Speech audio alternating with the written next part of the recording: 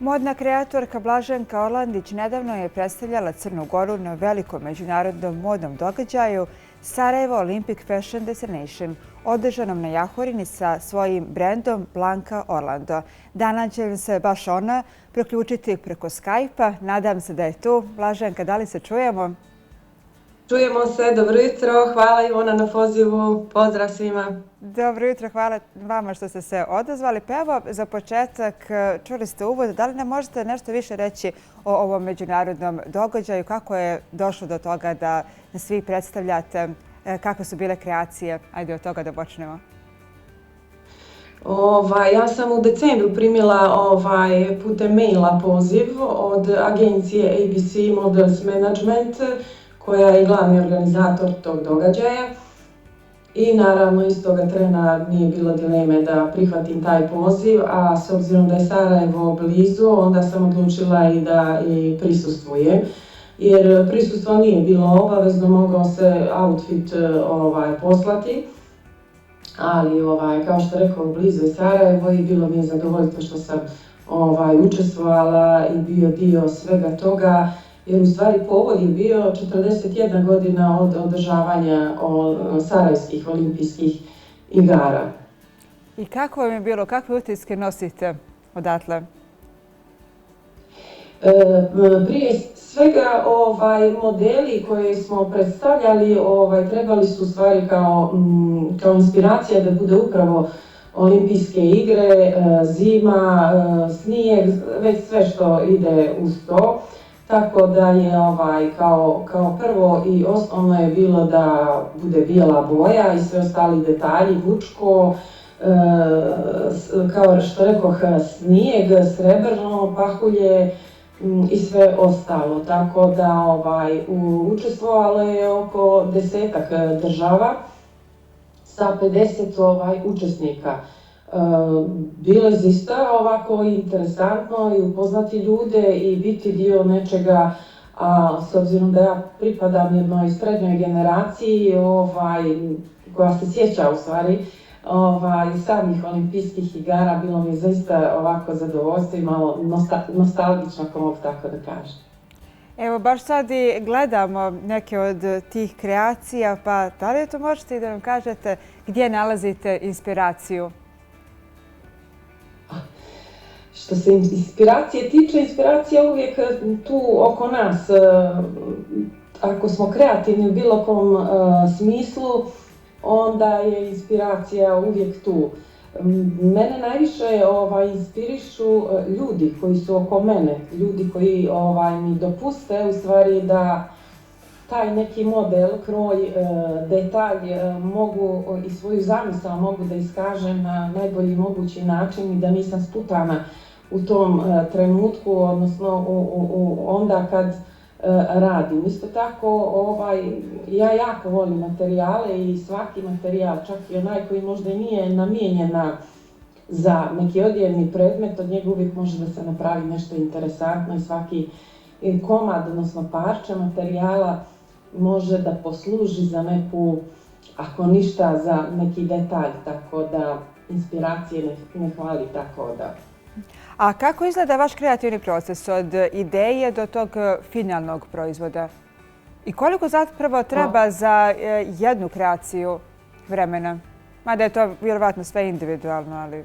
Jeste, sve zavisi. Odnosno, zavisi od toga da li moj klijent kod mene kad dođe, ukoliko pričamo o saradnji sa klijentima, ukoliko već dođe sa nekom svojom idejom, u smislu da je to, uglavnom to bude neki komad sa crvenog tepiha, onda ja volim da sve to odradimo na malo drugačiji način, da ne mora to da bude kao što je to, može uvijek da bude čak i bolje i ljepše, da se prilagodi upravo tom klijentu, jer ja najčešće u stvari radim, ja sam i kutijer, što bi se reklo, i što znači da radim za poznatog klijenta po mjeri i želji.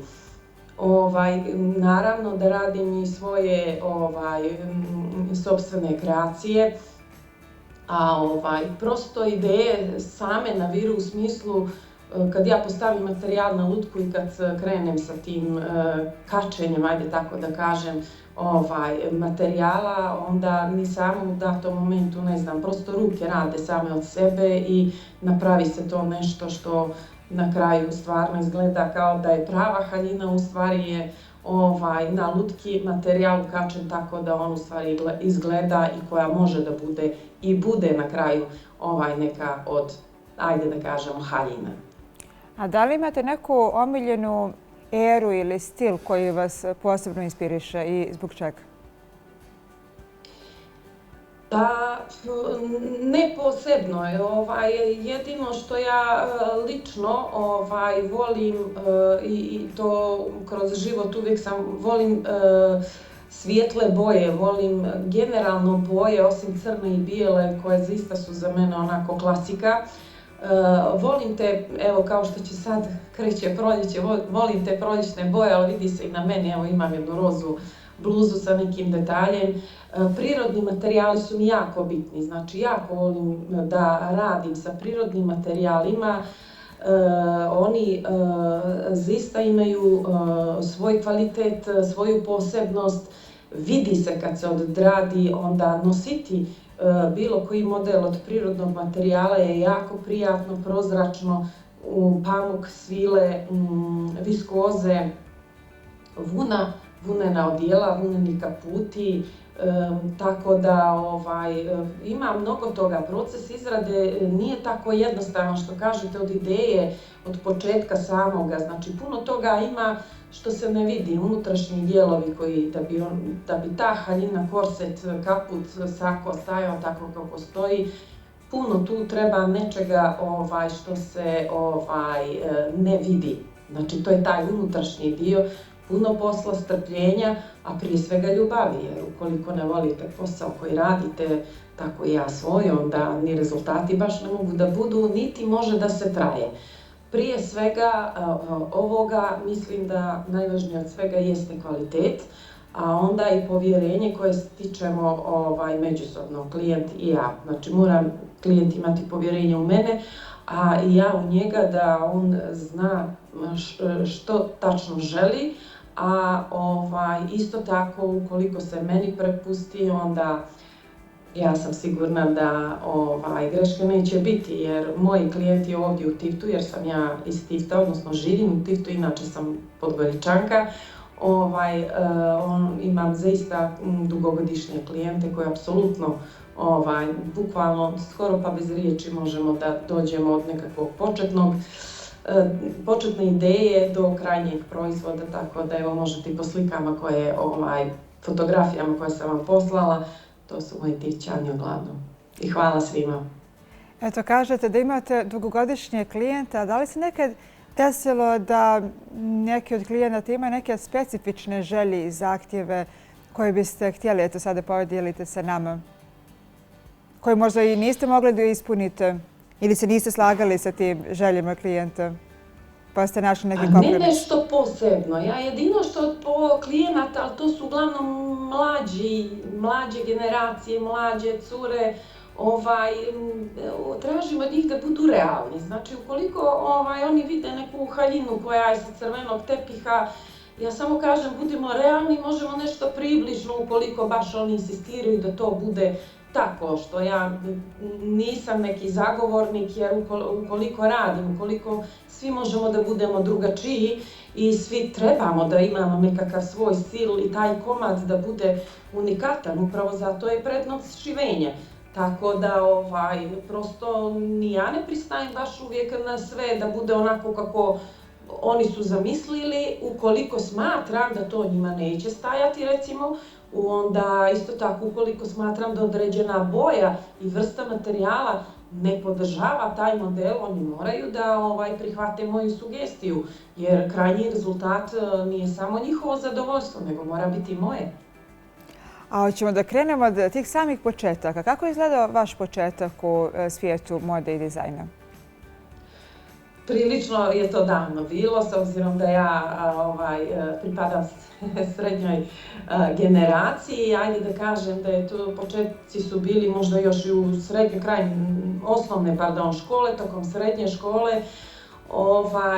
Ja sam se rano udala, da kažem, moj pokojni, nažalost, suprug Dejan Orlandić, za kojega će znati Staropodgoričani, je bio jako talentovan. Mogu da kažem čak da je bilo sreće do današnjih dana sigurno najviše talentovan čak i od ovih današnjih, svaka čast svakome, ali tada je njegov talenat prekinut. Ja sam uz njega naravno stekla jako puno znanja, međutim kasnije sam ja samostalno nastavila, što se kaže, za sebe i za svoju ćerku i malo po malo stekla to neko samopouzdanje, jer mi je dugo godina ovaj posao u stvari bio dodatan posao, jer sam radila u državnoj upravi. Međutim, evo zadnjih, da kažem, ovih 10 godina, već 11. godina ovdje u Tivtu sam se stacionirala, tako da kažem, i krenula, da kažem, punom parom i odlučila se da ovo bude moj sad ovako pravi posao i da budem sama svoj gazda i zaista uživam u ovome. Nekad bude jako naporno jer treba postići sve, jer ja bukvalno od nabavke materijala i svega ostaloga do samog proizvoda sama radim. Naravno imam svoju malu firmu, ali sve je to moje zadovoljstvo i zaista uživam u tome. Tako da, to je to. A kažete da vam ovo dugo nije bio primarni posao. Da li je postojao neki moment, neki klik kada ste vi rekli sami sebi ok, ne želim više da budem u državnoj upravi, želim da radim ono što najviše volim, da se bavim dizajnom? Pa upravo je tako bilo otprilike, ajde kažemo da je tako bilo, nećemo se mnogo vraćati. Svaki posao ima i svoje prednosti i svoje mane. Ja nekako ne volim, nikad nisam ni voljela te neke autoritete, iako svaki svoj posao kojeg se dohvatim radim vrlo odgovorno i profesionalno, to mi je jedna crta mog horoskopskog znaka, ako mogu tako da kažem, ali i vaspitanja i načina razmišljanja. Tako da uvijek ne treba se bojati prekinuti, jer posao je posao, poslovi trebaju da se mijenjaju onog momenta kad osjetite da vas ne ispunjava, kad se na tom poslu ne osjećate kako treba, da ako vrše pritisak na vas isto tako, posao treba mijenjati, a mi u sebi uvijek imamo neki dio sebe koji možda i ne prepoznajemo na vrijeme, tako da uvijek treba krenuti i sebe izvući maksimum i nastaviti dalje i raditi ono što vas ispunjava. A da li je i to neki savjet koji biste dali mladim dizajnerima koji tek počinju da rade? Upravo tako, treba se osloboditi, da kažem, tih nekih stega, ali treba jako puno raditi, učiti, ja i dalje učim, i kroz svoj posao, i kroz, evo sad nam je sve dostupno, tako da mogu da preispitam svoj način rada gledajući videa nekih drugih dizajnera, tako da, apsolutno, znači, samo treba biti uporan i ići svojim željama i raditi ono u čemu se najbolje osjećate i kroz šta sebe najbolje možete da date. I za kraj, gdje vidite svoj brend za nekih 5 ili 10 godina i šta biste voljeli da ostavite kao neki svoj modni pečat? Pa eto, razmišljajući na tu temu, možda nekako mi se vrti kroz glavu da vjerovatno ću ne znam sad za koji period, godinu, dvije, možda prije ili kasnije, sigurno doći u Podgoricu, to je sigurno, i raditi možda neke, to mi je nekako želja, neke mini kolekcije, jer s obzirom da radim sama, da prosto sebi organizujem vrijeme da radim neke mini kolekcije koje će biti onako karakteristične i koje će predstavljati upravo moj stil i moj način rada, koji je već prepoznatljiv, rekla bih. U redu, hvala vam puno jer ste bili naša gošća ovoga jutra. Ivona, hvala još jednom na pozivu i srdačan pozdrav iz Tita.